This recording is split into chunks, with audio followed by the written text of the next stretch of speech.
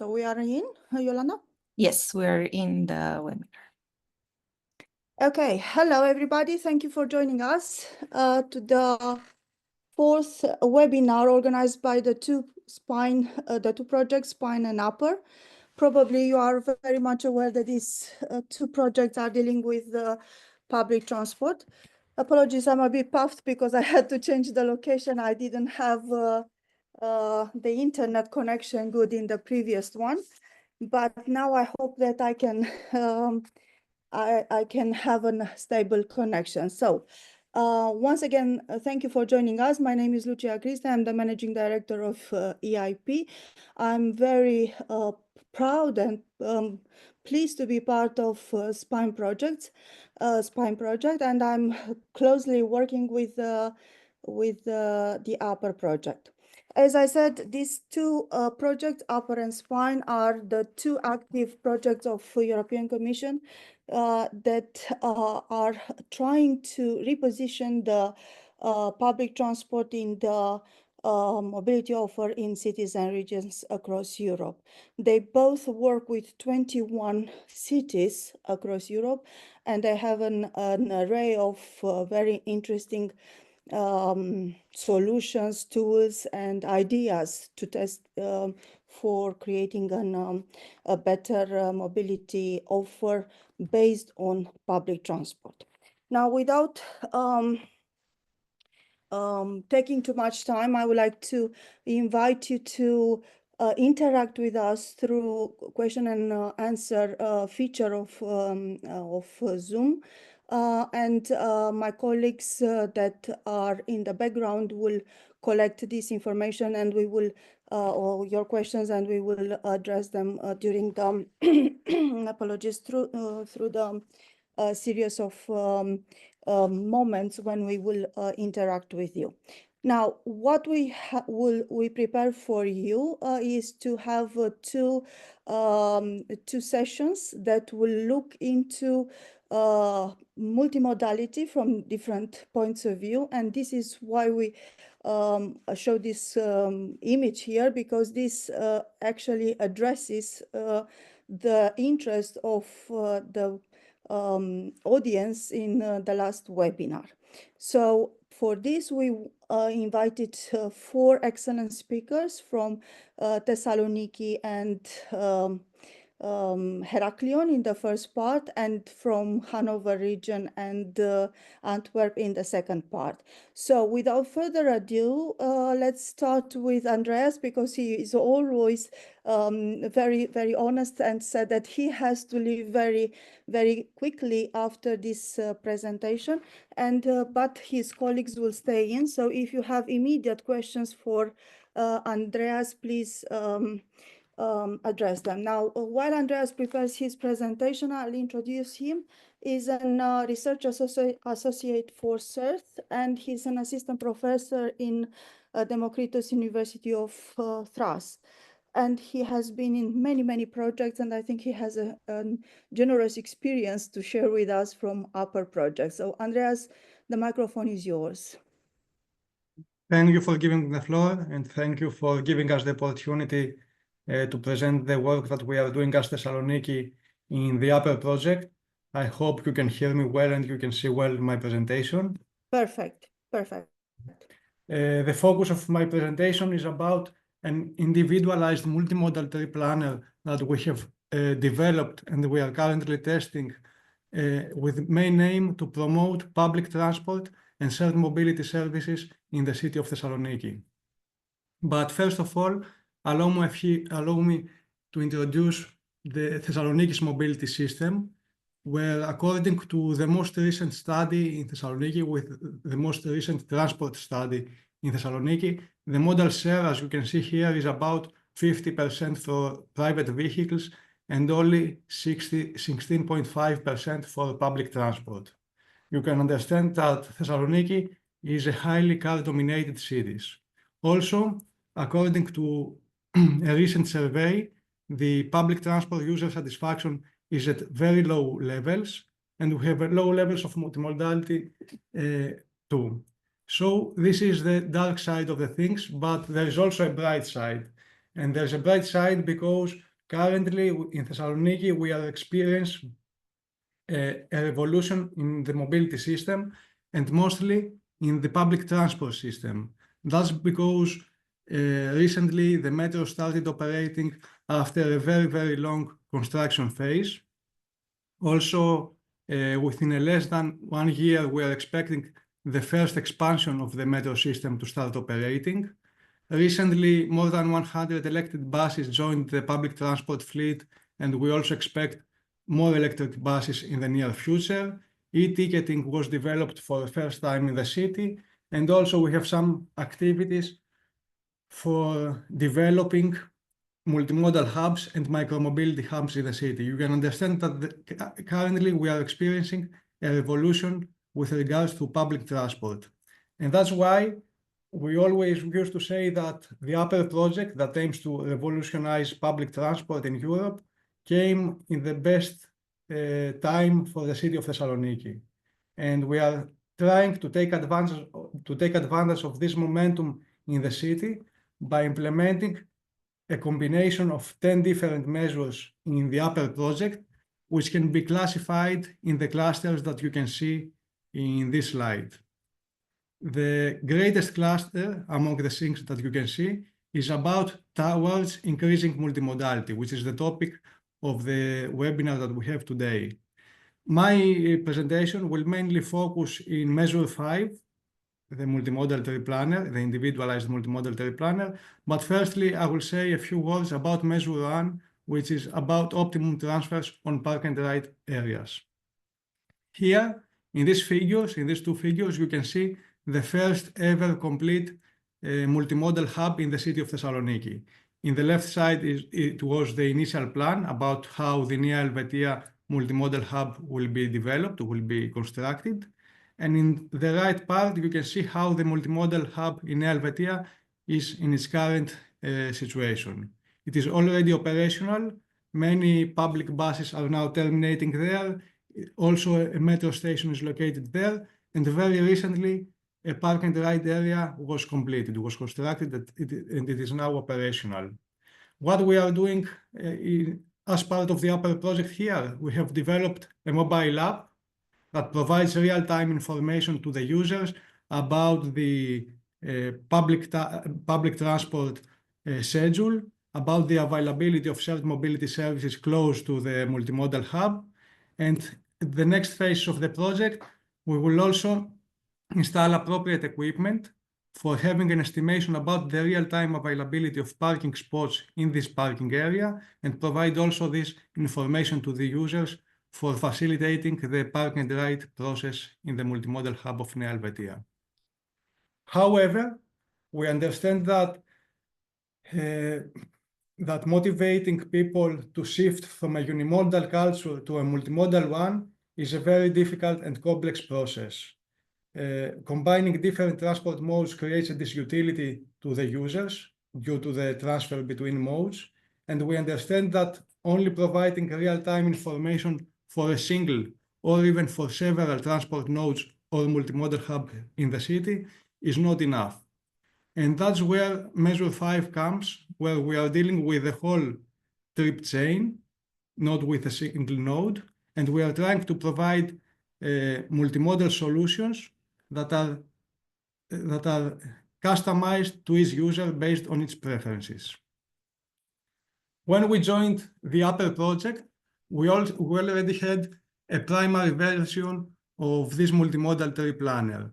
It was developed as part of a previous national project named IMAS, and in the IMAS project we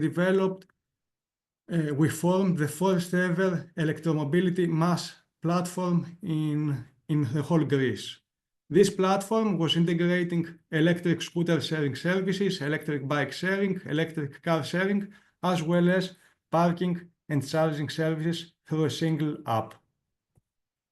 What we did as part of this project was a methodology for providing multimodal trip planning. The first step of the methodology was to identify possible and reasonable both unimodal and multimodal trip chains.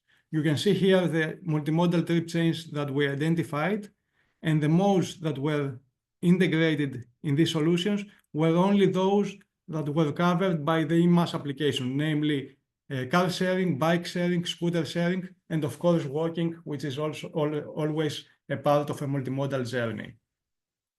After we identified the multimodal trip chains, we used the Open Trip Planner and open software for calculating travel times for each trip leg. And by calculating travel times, we were also capable of estimating the travel cost for each trip leg. We then identified 3 different criteria for prioritizing these alternative multimodal trip chains for providing to the user the optimal choice. The criteria that we identified was the travel time, the travel cost, both of them we expect to minimize them, and the number of transfers between transport modes. Since we have 3 different criteria that are all measured in different units, we had to express this criteria in a single unit, and we created a generalized cost function based on a stated preference survey that we carried out with users in the city of Thessaloniki. This was, as I said before, a first attempt for the multimodal trip planner, but when we joined the Upper project, we focused on making 2 very, very important enhancements on this multimodal trip planner. The first enhancement was to incorporate public transport options in the proposed solutions, because in this way our multimodal trip planner could cover the whole city and more effectively. And the second important improvement was to individualize the proposed solutions based on the historic trips of the user. That means that we identify what the user was doing in the past, and based on his past decisions, his past choices, we propose them the appropriate solutions that fit their needs. For incorporating public transport in the multimodal trip chains, we identified 23 options. You can see here how the possible options increased by incorporating public transport as part of the multimodal trip chains.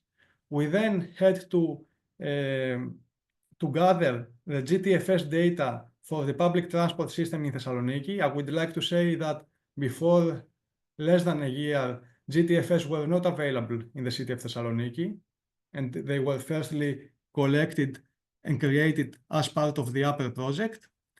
And finally, we had to modify the previously mentioned generalized cost function to incorporate the travel time of public transport within it. The second improvement was to individualize the proposed solutions, and here we also needed some modifications in the generalized cost function. More specifically, we integrated 3 factors that we call them adaptation factors. I would not like for this webinar to dive within the maths that you can see here, just to say that each of these factors modifies per user the generalized cost function according to the historic trips that he or her has conducted with scooter sharing, with bike sharing, or with car sharing. Now, as I said before, we are in the phase of testing the solution. We have already carried an initial testing based on mock users, based on test users. And for the same origin and the same destination, you can see here 2 different figures. In the left part, you can see the results of the generalized cost function, that means without the individualization part, where the optimal solution includes walking and public transport services, while for a test user that we have identified that he or her in the past was using regularly shared bicycle, that the optimal solution incorporates walking and bike sharing. This is the modifications, the changes that we expect from the individualization that we develop. We don't expect dramatic changes, but we expect plausible changes based on the historic choices of each user. Concluding, I would like to say that this tool, the Multimodal Trip Planner, is already available to the users to the travelers in the city of Thessaloniki. It is available as a standalone web application, but most importantly, it has been already integrated in the EMAS application where the users can find it. And except of the tool, also the methodology is available as an open access publication in Elsevier's journal, Sustainable Futures. In this journal, in this paper, you can find all the information about the methodology with more details. But of course, here are my contact details. You are very welcome to contact with me and have more information about what we did for the individualized multimodal trip planner, but also for all other measures that we are developing and implementing in the framework of Upper in the city of Thessaloniki. Thank you very much. Brilliant. Thank you very much, Andreas. For the audience, I say that if you have a burning question, please post it on the question and answer feature. If not, Andreas will leave in a few minutes, but his colleague Annie Cortari from CERT will join us as a panelist later on. And Annie, a kind request, please accept our invitation. Now we'll go to the second presentation from Greece, and I'm delighted to present to you and introduce you my colleague from Heraklion municipality, Mrs. Maria Vasilaki. And while Maria, would you prefer me to share the screen, or would you do it? I will. Thank you for the floor. Okay. Nice to meet you again, all of you. And Thank I you. will try to share the PDF.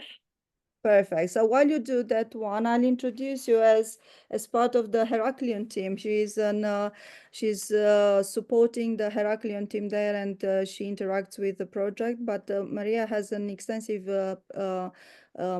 experience in European programs. She collaborated with many universities, some of them are very well known, and at this moment she is very much involved with the National School of Public Administration and Local Government in Greece. So Maria, the microphone is yours. And if you need any support, just let me know. Yeah. Yes, thank you so much. I'm very happy to meet all of you here. And do you see my screen? It's a full screen or not? It's not a full screen. We see you the last slide. Last one. Why? So I have the presentation prepared. Okay, could you help me? Could you help me? Yes, yeah. Thank you. Of course, with great pleasure. So thank you so much. Hello, I am Maria Vasilaki. I belong to the administrative staff of municipality of Heraklion, as Lucia said.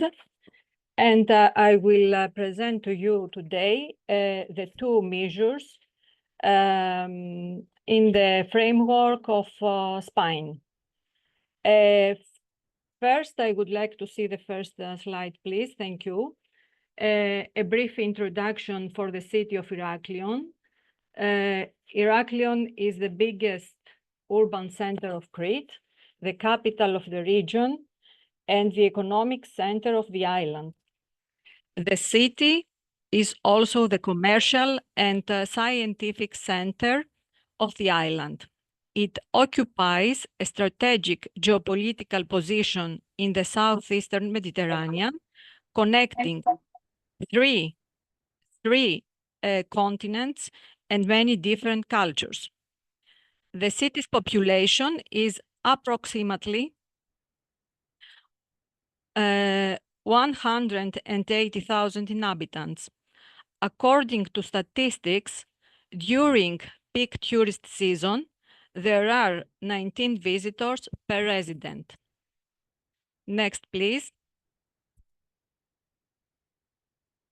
What is the current situation in the city? The historic center of Heraklion is like a labyrinth with small and straight streets. The entry by private vehicles is prohibited.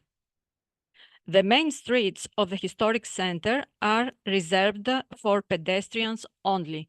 And here are some photos from the historic center of Heraklion.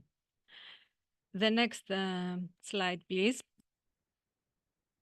The city's public transport network is quite simple. We use the buses from our operator as the cocktail in the first photo. The mini buses, it's a service offered by the city of Heraklion for free for all the citizens. The taxis and the electric bikes. The next one, please. In the framework of SPINE, is implemented in the city the Heraklion Go app by Instant System, our partner in the SPINE. The objective is to offer a tool that promotes mobility as a service, facilitates the transportation of citizens and visitors by suggesting nearby transportation options, and also contributing to reduce the use of private cars. This app will be ready to test on September 2025, according to the latest update of Instant System. The next slide, please. What is included into the app of Heraklion Go? The 3 lines of free city buses of the municipality and the 3 park and ride. In the first photo, we see the 3 lines, the blue one, the green one, and the red one. And this service is offered free by the city of Heraklion. And in the photo, we see the mini bus for these lines. The next slide, please. Also are included for the implementation of the app, the GTFS real-time data from as the cocktail, the buses, bike sharing API, and also is included in the app private parkings, park and ride, taxi stations, stations of conventional bikes, and also walking routes. The second measure, the next slide, please, regarding the mobility as service, are the 2 screens we plan to install in main points of the city. And we see here the characteristics. The dimension of the complete construction will be 2 meters by 1. LED screen 2.5 pixels will be a vertical screen, all-weather display, plexiglass protection, and remote control via a special platform. And that's all from us. Thank you for your attention. Brilliant. Thank you very much, Maria. And I hope that this your presentation provide an overview of your efforts in Heraklion to provide sustainable mobility. It is very interesting that we saw a large city in Greece and a smaller city in Greece to different solutions and seeking for the same goal. Maybe some questions from your side. I can't see anything in yet in the chat here, but I would love the audience to put some questions for either Maria or Andreas and his colleague Ani in to find out more. But to start the discussion, my colleagues prepared a question for you. I think Yolanda is prepared to share it. My kind request is for you to enter in this Mentimeter, yeah, and my colleagues will also put the information in the chat in case you can't do it very quickly. This scanning of the QR code. Please please try to reply to the question. I think, Yolanda, if you put in the chat the QR code, the code, not the QR code, the code, and then let's go to the question. Okay, perfect.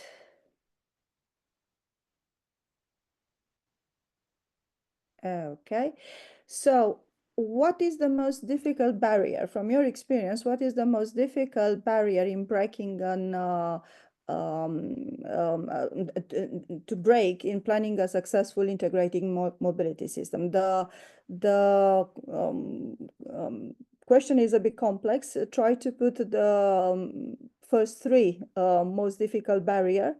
And we will discuss afterwards, because in our experience and from the project, we noticed that many barriers are of organizational nature, either engaging with stakeholders or sometimes even technical barriers, legal, operational, or many others. Please try to vote, and this is great to have some ideas here. We'll wait a few more seconds, but I think it's very interesting the engaging with the relevant stakeholders. And when we talk about a let's say complex system, this is the first answer that we receive in many situations, and these are linked with organizational. Now, my kind request, Maria and Ani, please put your cameras on and microphones on, and let's try to discuss. Ani, are you with us? Hi, yes, I'm here. Yeah, would you mind to put your camera on? And Maria, please put your microphone on. Let's discuss. Can you see Ani the results? I see that you're in the car at this moment. Can you see the results? Yeah. Yeah. Could we comment a bit? What do you think? And from your perspective, from Thessaloniki perspective. Well, I personally selected legal first. Because this is a real challenge for me. Actually, in Thessaloniki, we're implementing in the framework of Upper 10 mobility measures, and in all of them, the legal issues are very important. Engaging relevant stakeholders, I see that it is top at this point, but I don't think I can agree with that, because if we mean stakeholders, the people that are responsible for the implementation and the organization of the mobility system, yes. If we mean the users, that is not a problem. I think yes, those ones that are contributing to create the system, the multimodality. Yeah. Then if that is the case, yes, indeed, that is a problem. But I think that all of these issues may appear as problems. However, with good organization and planning ahead, and good information, efficient information provision to the relevant stakeholders, everything is possible, I think. We can achieve many things in the cities by engaging the correct people and by informing the correct people that what we are trying to do is in fact to the advantage of the city. So efficient information, in my opinion, is very crucial. Great, thank you very much. Maria, what do you think? Can you comment a bit the results from your perspective? We can't hear you, Maria.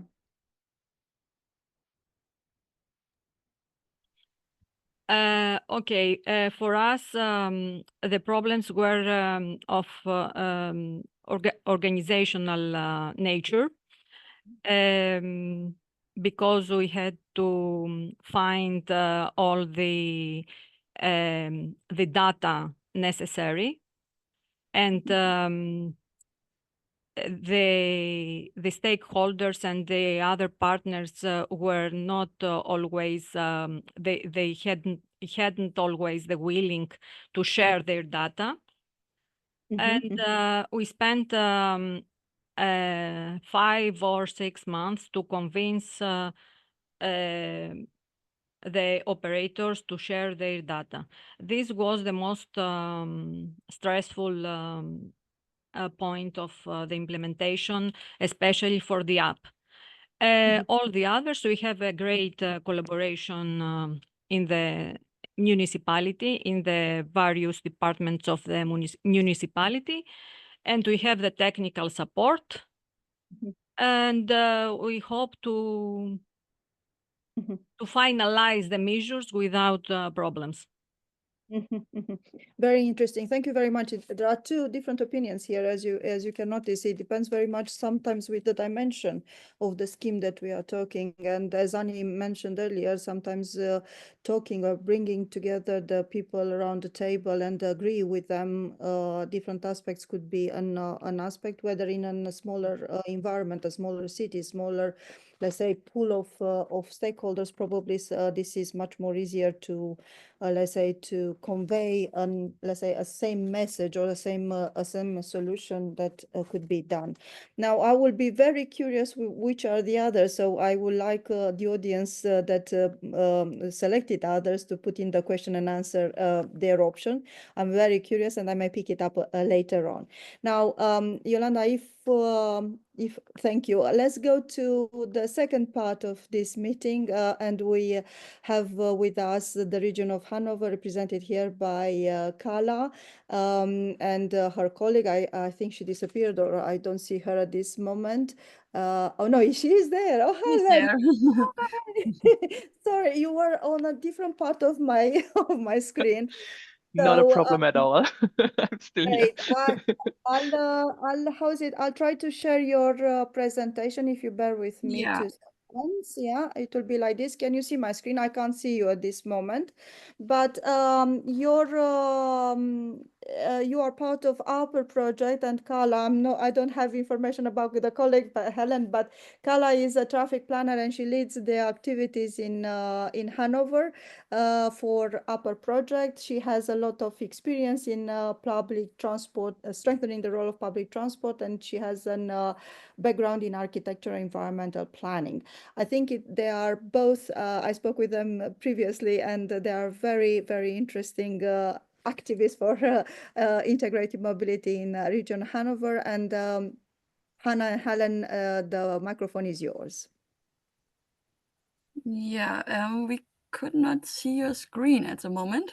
You can't? Okay. No, it disappeared. Okay, let me try again. Oh, see, I'm trying here a lot of things. Apologies for this. I think my screen is very good here. It shows everything, but I'll try again. Okay, can you see it? Yeah, but not in full screen. You should Yeah, have perfect. it now. Okay. Now. Funny. Okay, perfect. Thank you.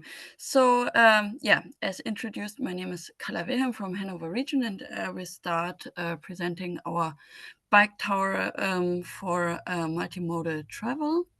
So next slide, please.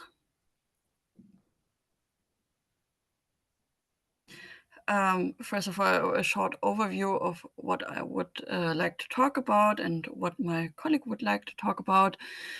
First of all, we will show you some things about the location and the functionality of the bike tower, and then hand over the promotion of multimodal mobility as part of the traffic development plan, as part of the bike tower itself, and as part of the performance of the bike tower, and then conclude everything with future perspectives and scalability of this measure of this project. So next slide, please. So the bike tower itself is located in Hanover region. You can see it on the left-hand side in the middle of the whole Hanover region. The big blue dot is like the city of Hanover itself, and there where the arrow and the circle is, there is the city of Wunstorf, and the authority of Hanover region is responsible for all these 21 municipalities and the city of Hanover itself. You can see all these blue points on the card. So Wunstorf is a bit outside from Hanover, the city center of Hanover, but has an urban quarter inside the city. So we have a traffic model in Hanover region for research things and planning. And within this traffic model, we found out that the Wunstorf railway station is a highly attractive train node with lots of passengers. Most of them are commuters.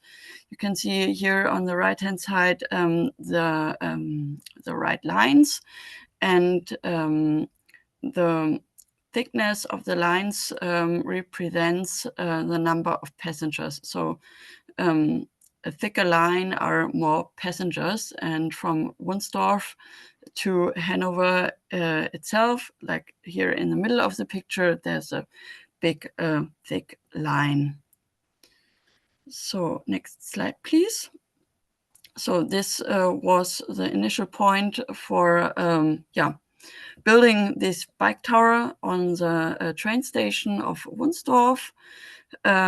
This is our bike tower. It's 2 towers actually.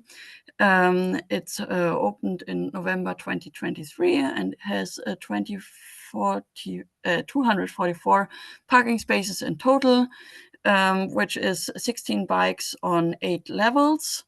And it has an automatic bike parking in 30 seconds, and has also 28 lockers with power connection for charging e-bike powers and something. And the booking for a bike tower parking place is possible via app in advance, or also spontaneous in front of the bike tower, of course. And the maximum parking time is 72 hours. And the parking process itself takes place via a touchscreen monitor next to the door of the tower. So you have to book a place in advance via the app, and then start the parking process at the door of the tower. So next slide.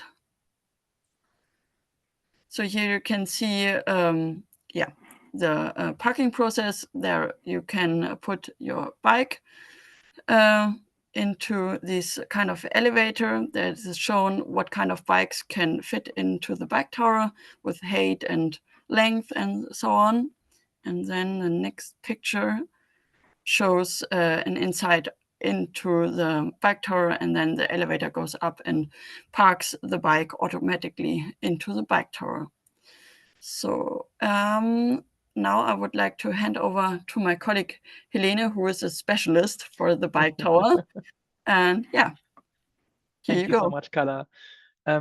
So you can imagine that this bike tower is kind of a high-tech, innovative way to park your bike. Next to the bike tower, you will find the regular parking possibilities you will find as a bike rider in Wunstorf, which is kind of sometimes only a roof, sometimes it has some kind of walls around.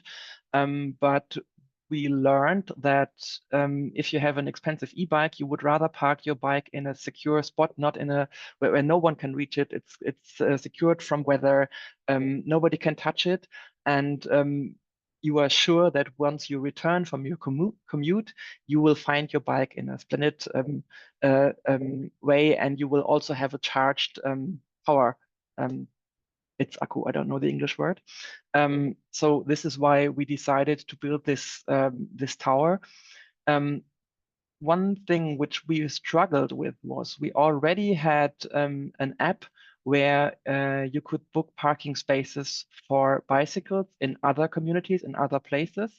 And then we decided to build this bike tower, and faced problems to make the two of them, the existing app and the bike tower, connect to each other. So it was an interface problem which could be solved technically, but is still sometimes not really working properly. But what you can see there on the screen now is some images from our app, which is based actually on a car sharing app, which was kind of remodeled to cater for our bike parking. You can please show the next slide. The project itself is part of the Traffic Development Plan 2032. And I think I don't really have to tell you about intermodal traveling. We want to overcome the situation that many people use the train station in Wunstorf because the connections to Hanover are very, very good. There are 6 lines running per hour, but most of the commuters will travel to the station of Wunstorf by car. So the park and ride stations are crowded and there is lots of traffic jam, and most of them are not traveling for such a great distance that it wouldn't be possible to ride your bike there. And so the bike tower in Wunstorf is kind of the most elaborated way of parking your bike, but we also have in other stations other possibilities to park your bike. Usually, if you talk to people, they say, oh, yeah, I can't use public transport because the station is far, far away. And I also can't use my bike because I have to travel such a long distance. And so that's why we are trying to connect these.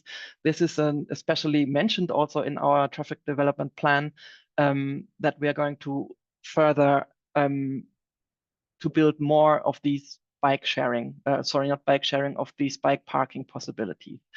An important point for us is that if the park and ride stations are free of cost, and everybody can use them without paying, we also said that we want to have our bike parking possibilities free of cost, which is, I think, very rare in Germany, because usually you can use the price tag you put on your bike parking as a great measure to not have people not misuse these parking spots. But actually, we find that it's more important to invite people to use their bike and not charge them if we don't charge the people who go by car. So the bike tower, it's the first one in the region of Hanover. It connects, as I said, the bike with a suburban train and provides a very high standard way of parking your bike. We can, for data creation, the bike tower is perfect because we can actually see when somebody opens the door, how long is the bike inside of the bike tower, which is impossible with the other bike parking possibilities we have, because they just have doors and you just open the door and 2 or 3 people get into the garage and get out, and you can never really know how many are in there. And with this, we can see exactly what is happening to the bike tower. Maybe you can imagine that a technical instrument which grabs hold of your bike and pulls it in and takes it somewhere is not very, like some people were not very keen on using it. Maybe you can show the next slide. And we had to guide people how to use it and what to do, because you first have to register in the app, which is, for some people, it is absolutely no problem. We find many people who say, oh yeah, well, I don't even need to talk to somebody. I just can look at the signs which we glued to the tower, and I can do it myself, not a problem at all. But many people, especially elder people, they are not courageous enough, or they are just afraid to use it. But if you go there and you stand there in person, which is what we do together with the municipalities, we have days where somebody will be there to guide you into this tower. Then they are kind of happy with it, and then they start using it regularly. So the slide which you just see, the bike tower was opened in winter 2023, and the green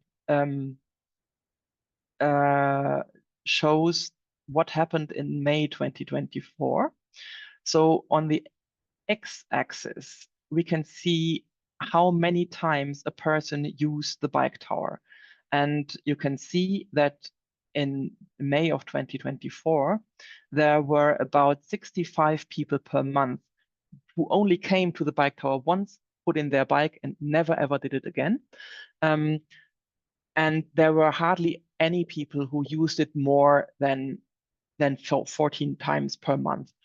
But if you compare it to the data of February 25, which is the blue, you can see that we now have quite a few people who keep using this tower regularly on a more or less daily basis, 21 times per month. So they use it on every workday.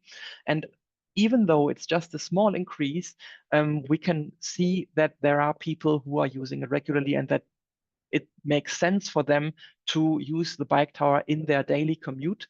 And that's for us a great success. We keep promoting the whole approaches and the whole app to even increase this number further. So maybe you can show the last slide. Now everybody wants to have a bike tower, but I have to say it is kind of a great solution for a certain situation, which is especially in places where there is very little space, because we can pile the bikes up very high. You can also like dig a hole and put the tower inside and put it underground. So in this case, where there is very little space, then it's a good idea to use a bike tower. But for some other situation, it's also okay to stay within this kind of classical bike storage ways of having garages where many people use it at the same time. Still, everybody wants a bike tower in the other municipalities around Hanover. It is interesting to see, or we would prefer to have not a bike sharing app in itself, but an app which connects, or which is very much connected to the usual public transport app, which also exists in Hanover. But again, this is a problem of an interface. It is not very easy to integrate bike parking in an existing mobility app. Maybe in the future this will be possible, but it's kind of difficult. I think many of you will know these problems. Yeah, we are going to further analyze the data using the USUM tool. And as I mentioned before, it is crucial for us that the bike tower is free to use. Many people don't understand why we say, oh, this is such an expensive project. Why don't you charge people for using it? But we want to keep the barrier low. We want to have an easy access, especially for people who don't know the system, because it is so much innovative and because many people have kind of hesitations using it. And yeah, I'm very much interested in your question. And thank you so much for having me here.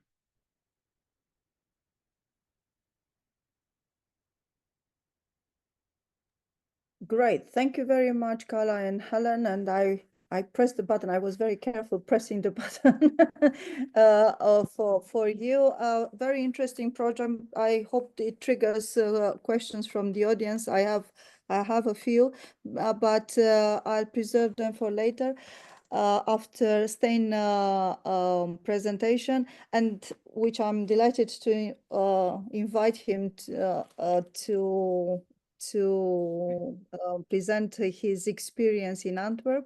Stein is a dear colleague and from Upper and from Spine project. Apologies, we work together for many projects, and he is simply an enthusiast in transport, in mobility in general. And as I saw in his short bio he put here, he started very early with his enthusiasm, and I do like while he's presenting and putting his presentation on.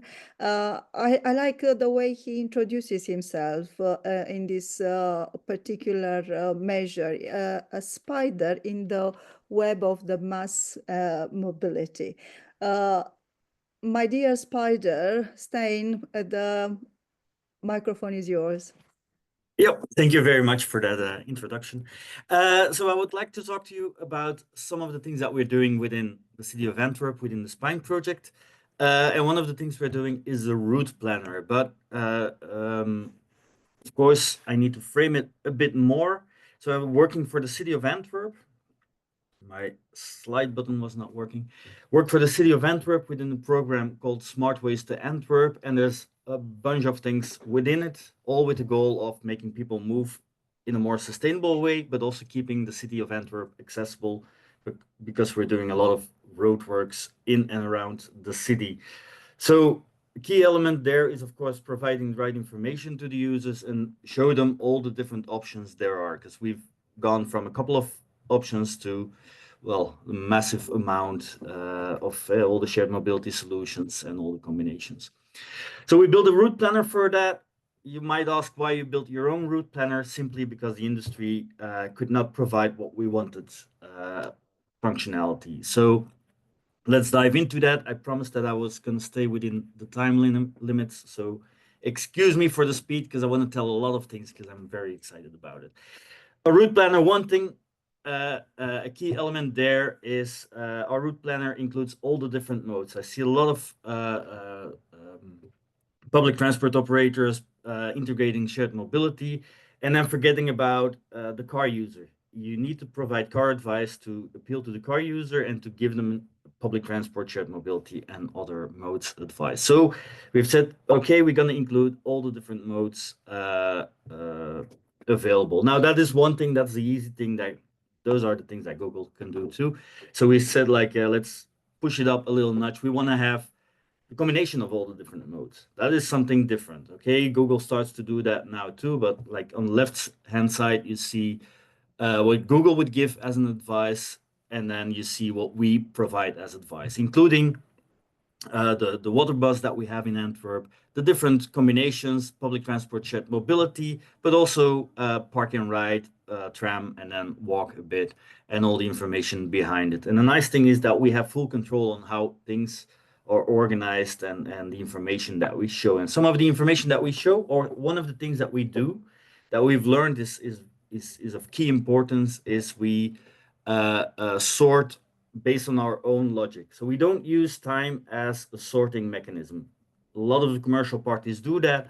Time is not a key issue. It depends on how you move around and which modes you use.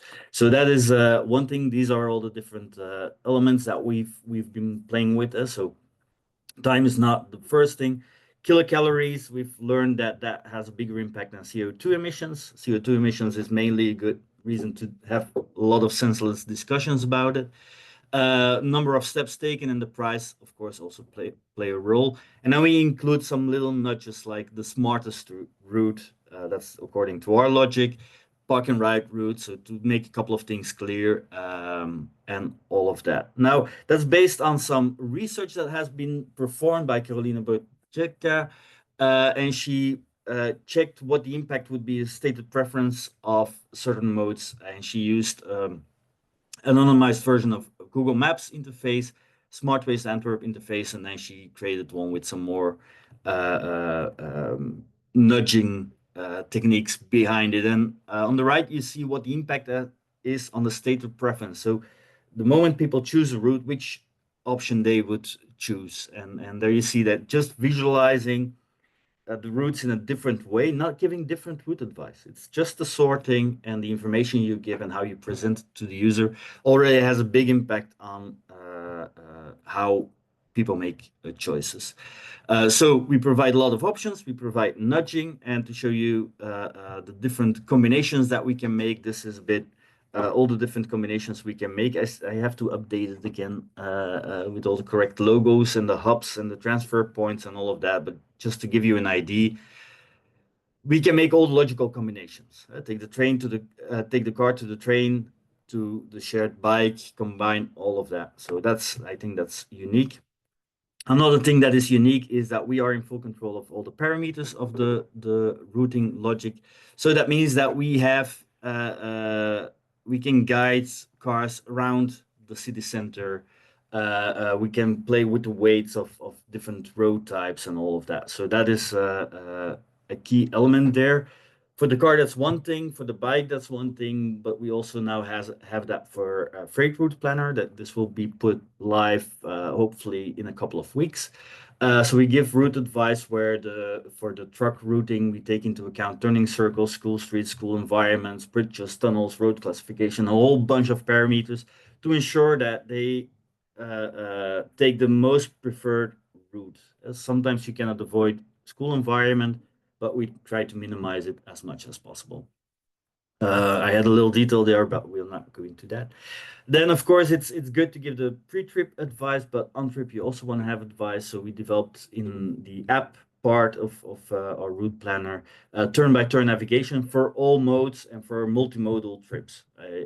So we guide people by foot to the train station, and at the train station we give the information. If you start or arrive when it's dark outside, we nudge you to take your bicycle light, or remember people to turn on the bicycle lights and all of that. Also, again, very nice because we are in full control of the whole thing, which makes it very complicated. Another thing that we've done is we had our multimodal route planner, but the active mobility routing engine of that multimodal part was not as good as we wanted. So we developed a new separate engine for active mobility, so for walking, cycling, because it is a different approach. You see a lot of routing engines that use car logic for bike and walking. It is a different approach. You need to play with different factors.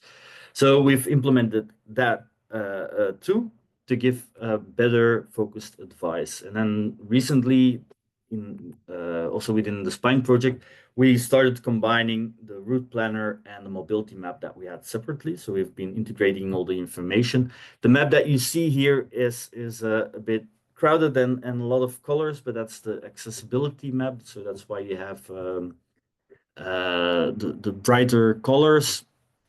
We still have to work on that and improve that much better, but we have that for every single mode. So we have a default version where we choose which information to show, which we have learned that is interesting for the various for general usage, and then for walking, cycling, public transport, shared mobility, park and ride, that's already a combination, and logistics.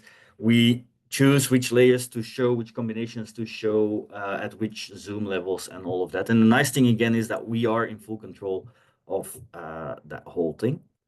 But of course, that's all wonderful and great for the city of Antwerp. But we all know that everybody wants to come to Antwerp because it's a beautiful city. Come by train because it's the most beautiful train station in the world. So it's useless to build the most perfect route planner of the world for just the city of Antwerp or even the transport region. So our route planner also works for the whole Belgium, Netherlands, Luxembourg area. Because it's pretty simple. That's the focus of Smart Waste Antwerp is also not only on the citizens, but outside. So we do communications in the Netherlands, all over Belgium, I think even Germany and France. So we've made sure that our route engine works for the whole of Belgium, Netherlands, Luxembourg. You don't have to go through Antwerp. This route is all routes lead to Rome or to Antwerp in this case. And if we have the data, for example, for shared mobility providers who are active in Antwerp and share the data for, in this case, Brussels, we can also do the routing there. So that's to make sure that people from Brussels who want to come to Antwerp can take the shared scooter to the train station, to the train, and all of that, while in other cases they get the advice to take the car or take the train, and then they go like, well, it's too far walking, I'll take the car anyway. Another thing that we've been doing and working on is we've made Route Planner and the whole system available as a widget, so partners and other stakeholders can integrate the routing planner very easily in their own environment. They can change the colors, they can change some styling elements to ensure that people stay on their website and don't that they don't lose the customer when he's looking for information. And we're now pushing that towards big event organizers. This is the example is from the hospital network in Antwerp.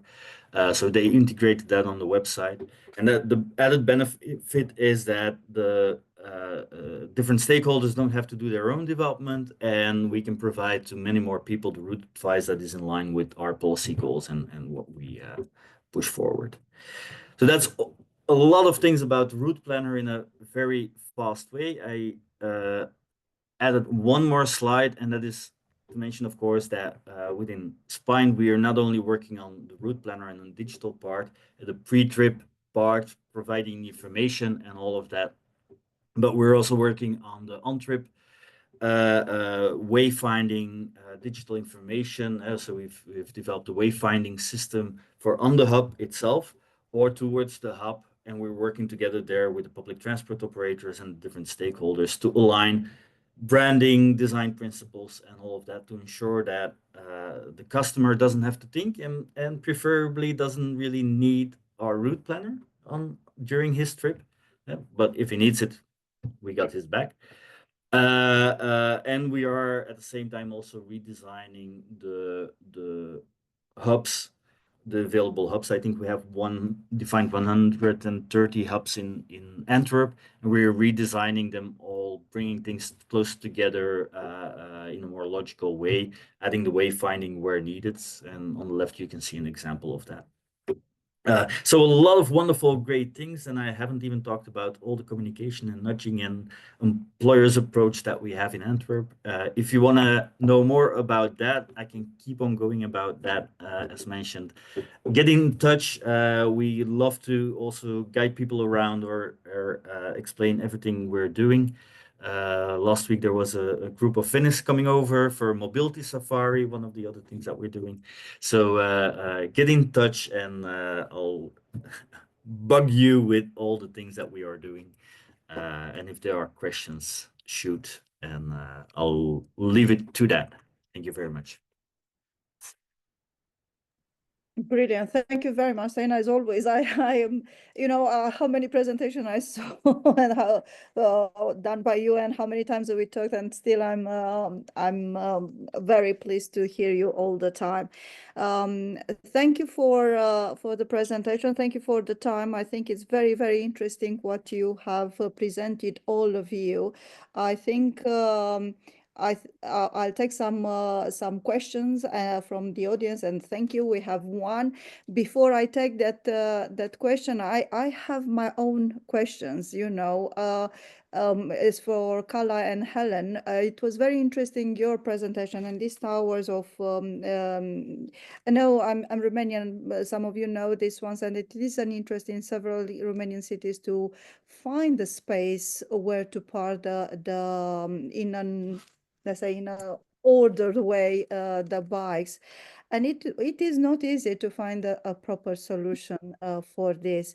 My question comes not only that how you found the space and how you created the order of the biking with this solution, but also what you observe is you take people from the cars, that are using more the bikes and are linking with the public transport, because I think this will be an interest for everybody around this webinar to see how these particular measures contributed to the behavior change, especially for the car users, and brought them to public transport. Yeah.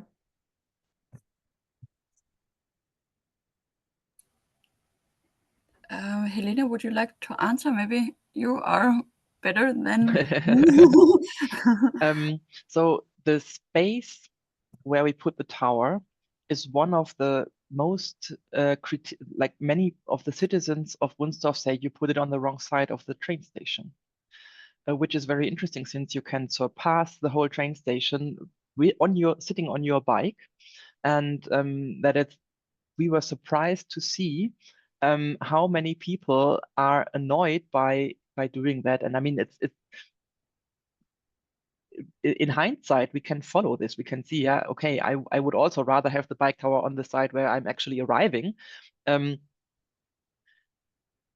actually, it was difficult to find even this small footprint to put it there. And actually to monitor how many people now decided to change from their car to their bikes, we can only talk to people and maybe be lucky to find somebody, but this is data we cannot really, we don't really have.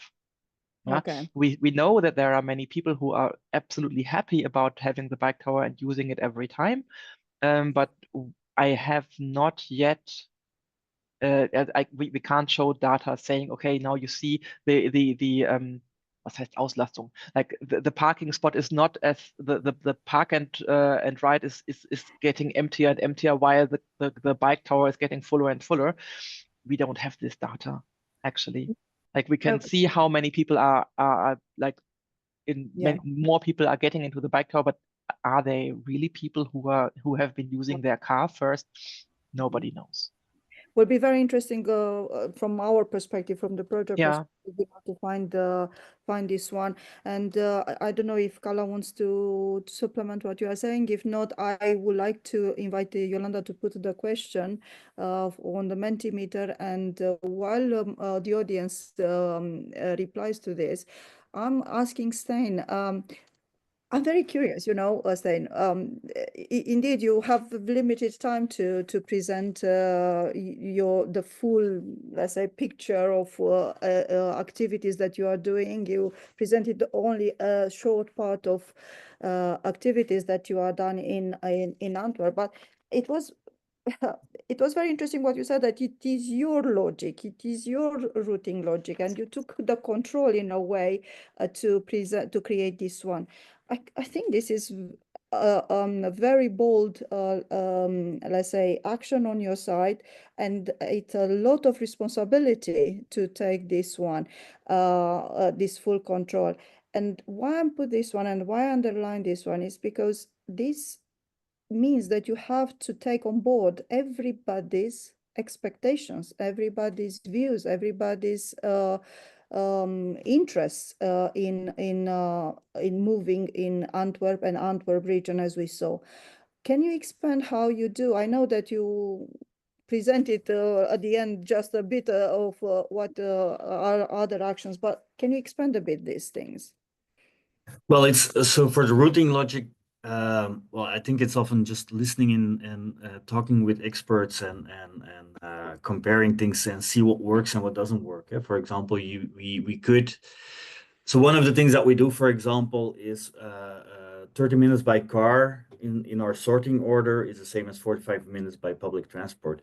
We've been playing with that parameter a bit to see, like, if we put that car too low on that sorting, we show the real travel times. We don't fake that. You can see that it's 30 minutes, but we will put it lower in the list. We try to validate that with the users. Like, is it logical that we do it like this? And yes, everybody has an opinion about it. So in the end, it's sometimes you have to do use the expert judgment method and go like, I think it's like this, and just implement it and see what happens. The challenge is mainly that if you change one small parameter, even if you have unimodal route planning, if you change one small parameter, the weight of a turning angle on a street, if you change that a little bit, that can have a massive impact on the whole network, and you cannot predict it. So it's a lot of like tweaking and playing around and experimenting with it. Very interesting. And I think this links to the question that we have received from the audience in a way. Yes, you have created the perfect transport plan, but in the same time, you have to know very well who are the stakeholders and how to collaborate with the stakeholders to provide these ones. And we have a question asking how the city engage with the many private stakeholders, especially for the micro-mobility in companies in the city. Yeah. So more data to analyze the route from those companies, provide your insights in this regard. Thank you, Stein. So there's a couple of things how we engage with the mobility providers in Antwerp. On the one hand, we have the marketplace for mobility within Smart Waste Antwerp. That's a team of 4 people who we organize project calls. Put challenges in the market. Mobility providers can get some money for it, but it's all transaction based. It's a whole different presentation for that. But it's that way we can engage with them because we provide something extra for them. We have our all communication channels. Smart Waste Antwerp is a strong brand also outside of Antwerp.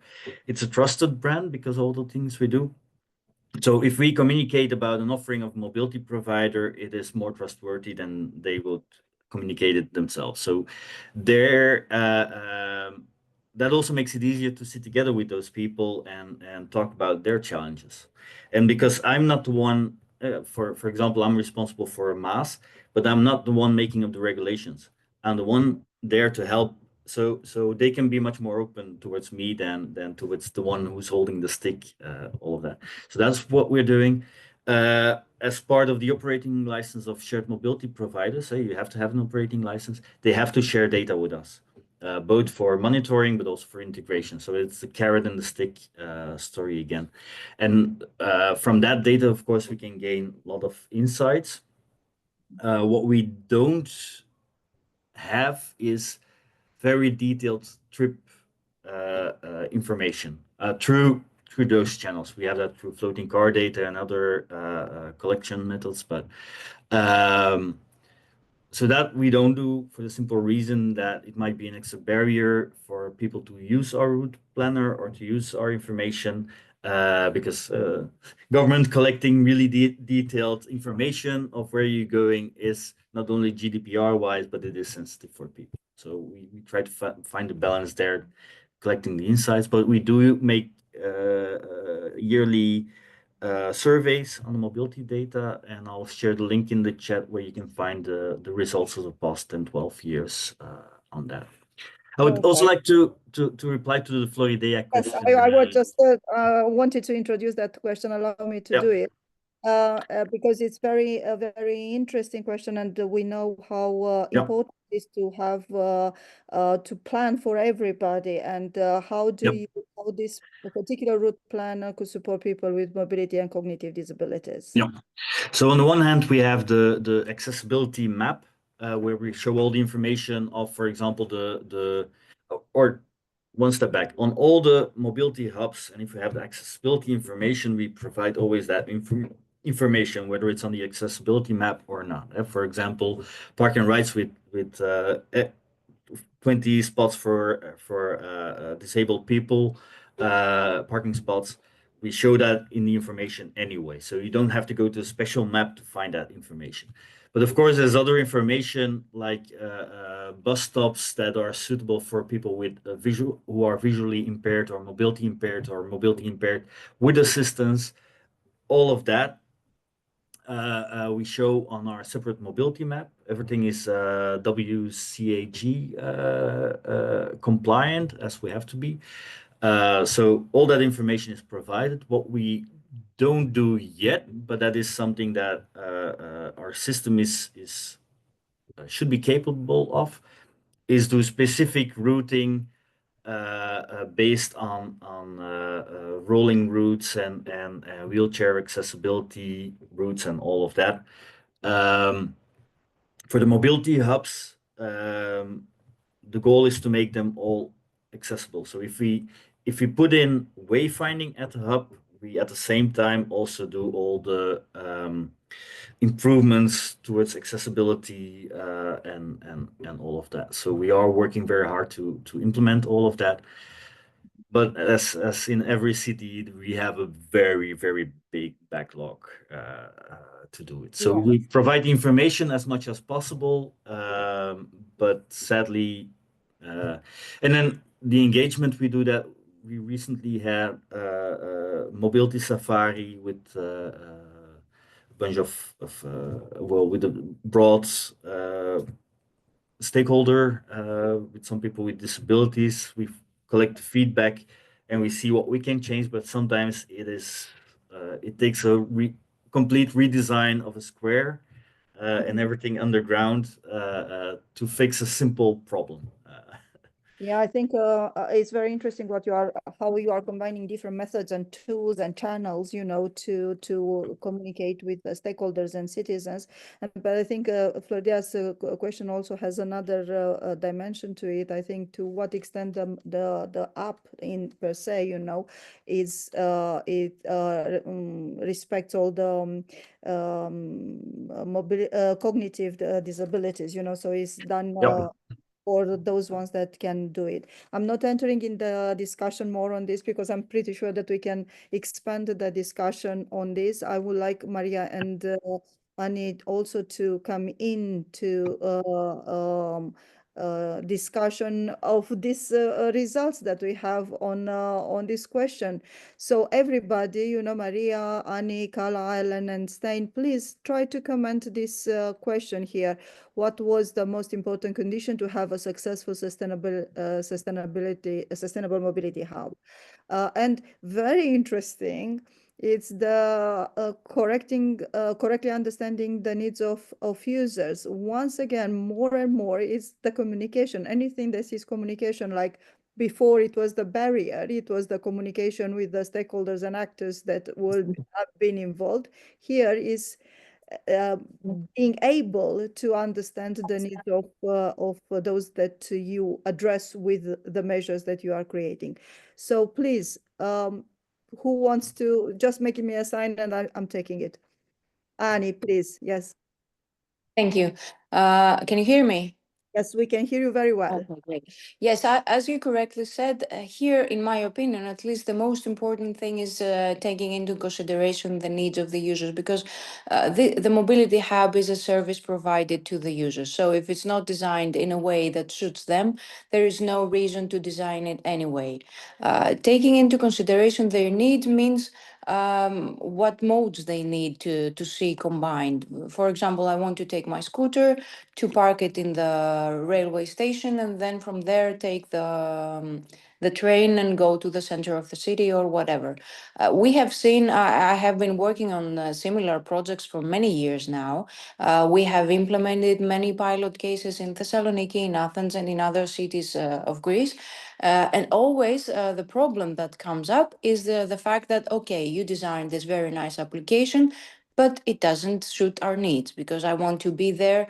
I don't want to wait. I don't want to walk. I don't want to use very complicated applications in order for me to park my scooter or my bicycle. So it all comes down to this. Apart from that, of course, we need to schedule this in a way that we take into consideration public transport timetables. And of course, as in the previous question, bring to the table the correct people. Because if you bring to the table people that have no authority, for example, to make decisions, then you haven't achieved anything.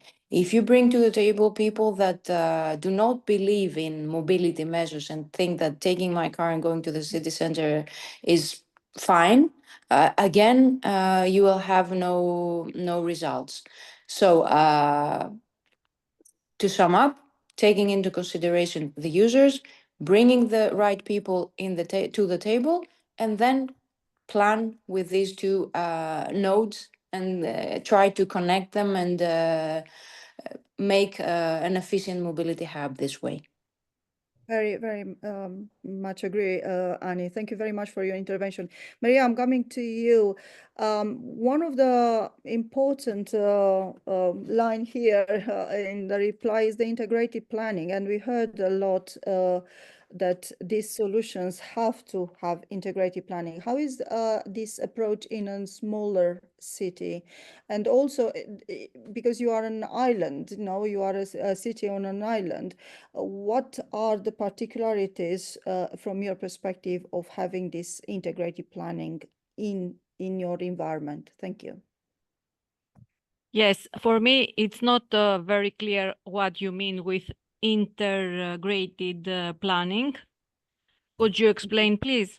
Yes, basically, it's not only the mobility people are working together, but proposing something, but they are working also with the planning departments, basically, a land use or other departments that allow for a successful measure, to be Yes, if I understood good, we have a good collaboration with other departments.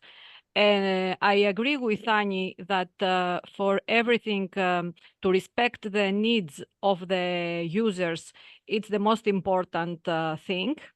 And to take the needs in consideration always for everything, not only for the mobility. And we must engage all the stakeholders to plan, if I understood good the question, Excellent. Thank you. the integration. Thank you very much. Because here there are not all the stakeholders Yes, I involved. They had not the willing. Yes. Thank you very much. Helen, please. I'm wondering, maybe a question to Steen. The public transport system and the infrastructure for cycling, it has already been good. And on top of that, you managed to have a really great, I really love this system, routing mechanism. And for us in Hanover with this bike tower, it's also it kind of, sometimes it's not working properly, and people like the technique behind it is not so as we want it to be. And then we can put a perfect app to access these things on top, but still the app can be as good as it wants, as long as the system below, the infrastructure isn't there.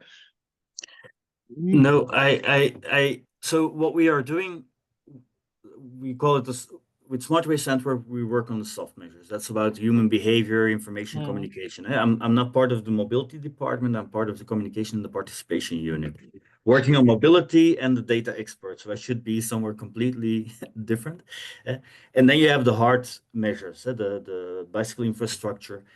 Is it good? I think it is, depending on who you compare it with. I still think we have a lot of work to do there, but you cannot wait to build the infrastructure until you do the soft measures. You have to do them at the same time. Result is that some of the bicycle lanes that we put in place like 3 years ago, are already reaching their limits of capacity-wise. But if you don't start with the communication and like the employer's approach and stimulating bike leasing and all of that, the bikes will not come. And there will not be a pressure for the politics to build bicycle lanes, because they do it to cut ribbons and to get voters, of course. So if it's an empty bicycle lane, certainly with bicycle lanes, if it's an empty street, nobody cares about it because they say like great investment. So we certainly are not there yet, but you have to combine both and yes, it's about expectation management. Can you put this some kind of, because I'm not saying, oh, this app, I said I really love it, and I do you still have this? I've got a cargo bike, I've got a tiny bike, and so we have the shared. I want to take the beautiful route, or I want to take the fastest route. Yeah, so if you do unimodal route advice, you get shortest route, bike nodes route. I think we selected 4 different with 4 different parameters. In the multimodal routing planner, we also take into account a foldable bicycle that you can take on the train but not on the bus, or for free in those things. Yes. And I'm so envious. Thank you very much, Helen. I'm for the sorry. sake of time, I think that you have many questions to Steen, and I great that we want to scale it up and work together. And the new thing we're building. Sorry, I'm very quickly. The new thing we are building will make it much easier for us to work together and extend it with different cities. So get in touch. I think this is the great opportunity, and I like the enthusiasm, the energy around the panelists, to work together. And the scope, in fact, of this webinar is just to open let's say, the discussion between yourselves, the projects, but also with the others. So I'm very, very thankful for all of you. And Annie, please extend my thanks to your colleague, Andreas, that he had to leave very quickly. And before we leave, I would like to ask my colleague Yolanda to put the question is traditionally in the Spine and Upper projects webinars that we are organizing together. What are you interested to find out more about from these projects, yeah, or about these projects? So please insert your views there. While you do this one, once again, I would like to thank all my panelists here for their excellent presentations and insights.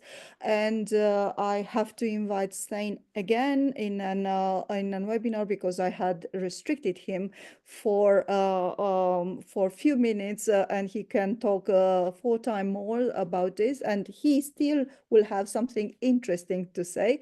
I will extend the same invitation for Thessaloniki, Heraklion and Hanover to stay with us in the future, and please join us for other interactions.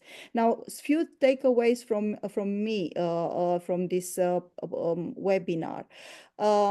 First of all, it's not easy to do intermodality if you do not understand why you have to do it, you know.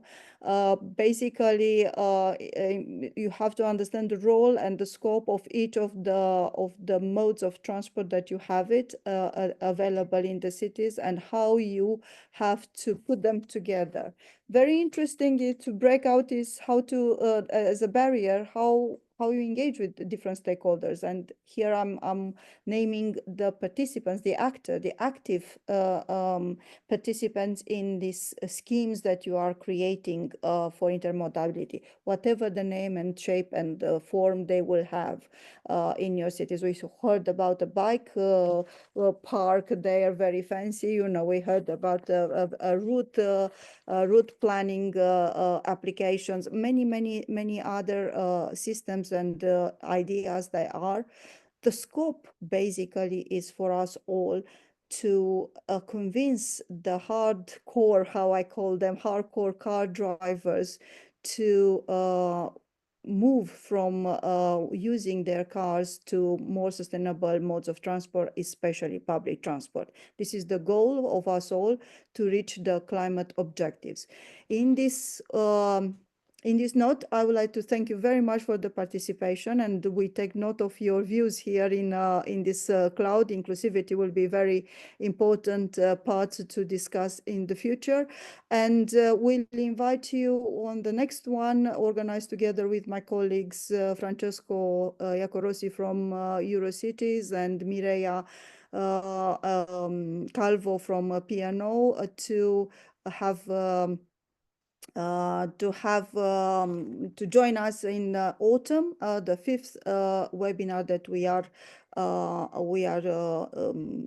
preparing for you. So nevertheless, this stay in touch with us. We provided you some information there how you get in touch with us, but also I won't like to finish this one without thanking all my colleagues that were in the back office, especially Yolanda, that ensured this working well technically. And do apologize for being breathless at the beginning of the webinar. I hope you all have a nice lunch and a nice day. My kind regards from sunny Umbria here in Italy. Have a nice day. Bye-bye. Thank you very much. Bye-bye. Thank you. Bye. Thank you so much. Bye. Bye, Carla. Thank you so much. Yeah, thank you too.